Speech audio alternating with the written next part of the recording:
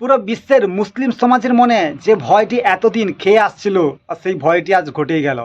আজ মধ্যরাতে আমেরিকা যে সুপার পাওয়ার সেটা প্রমাণ করার জন্য ইরানের উপর দাবড়তোড় হামলা চালায়। অন্যদিকে ইরান যে পারস্যদের বংশধরের রক্ত বয়ে আসছে সেটাও প্রমাণ করে দিল।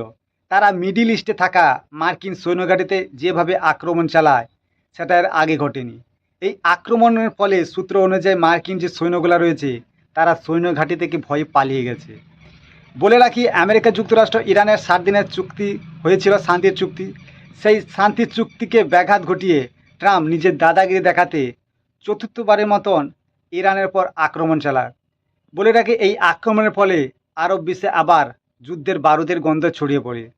পরপর 6টি যুদ্ধ বিমান দিয়ে ইরানের ভূমিতে আক্রমণ চালায়, যেখানে রয়েছে পাবলিক প্লেস এবং মিসাইল সিস্টেম, ড্রোন সিস্টেম ও রাডার সিস্টেমে দাবড়তোড় হামলা চালায়।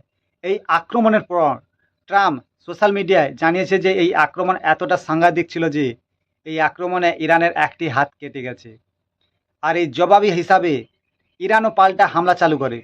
তারা হরমুজটিকে যে আমেরিকা যুক্তরাষ্ট্র ওমান থেকে যেসব জাহাজ নিজের সুরক্ষা বলয় দিয়ে পারাপার করছিল সেটাকে ভেস্তে দিয়েছে। গতকাল আমেরিকা যুক্তরাষ্ট্রে কয়েকটা যুদ্ধজাহাজ নিয়ে সুরক্ষা বলয় করে সিঙ্গাপুরের একটি মালবাহী জাহাজকে পারাপার করছিল। আর এই সিঙ্গাপুরের জাহাজটিও ইরানের সার্বভৌমত্বকে চ্যালেঞ্জ করে মানে ইরানের যে আগে থেকে সতর্ক করেছিল সেটাকে উপেক্ষা না করে বুক ফুলিয়ে আমেরিকার সুরক্ষা বলয় দিয়ে পারাপার হতে যাচ্ছিল। এরপর ইরান কোনো সতর্কবার্তা না দিয়েই মিসাইল আক্রমণ করে ওই সিঙ্গাপুরের জাহাজটিকে পুরোপুরি উড়িয়ে দেয়। এটা দেখে আমেরিকার চোখ তো উপরেই উঠে গেছে।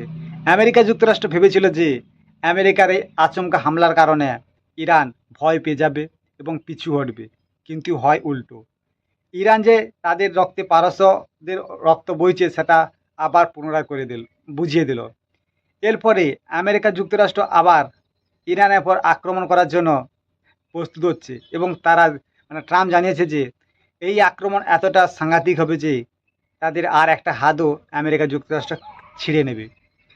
তো বোঝাই যাচ্ছে আবার মিডিল ইস্টে যুদ্ধের বারুদি ছড়িয়ে পড়েছে, যে কোনো মুহূর্তে ভয়াবহ আগুন ধরে যেতে পারে। তো বোঝার বিষয়, এখানে আমেরিকা যুক্তরাষ্ট্র কি তাদের সুপ্রিম লিডারকে টার্গেট করবে, না ইরানের যে সৈন্যঘাঁটি রয়েছে সেখানে আক্রমণ করবে, এটা দেখার বিষয়। আপনারা চোখে রাখুন। আর ইরান কি আমেরিকাকে প্রতিঘাত করতে সক্ষম হবে, আপনার মতামতটি জানাবেন। আর এই যুদ্ধে কি আমেরিকা যুক্তরাষ্ট্র ইসরায়েল যৌথভাবে ইরানের পর আক্রমণ করবে, আর ইরান কি সহজে সেটা সহ্য করতে পারবে, আপনার মতামতটি অবশ্যই জানাবেন। আর ভিডিওটি ভালো লাগলে অবশ্যই সাবস্ক্রাইব ও লাইক করবেন। বাই।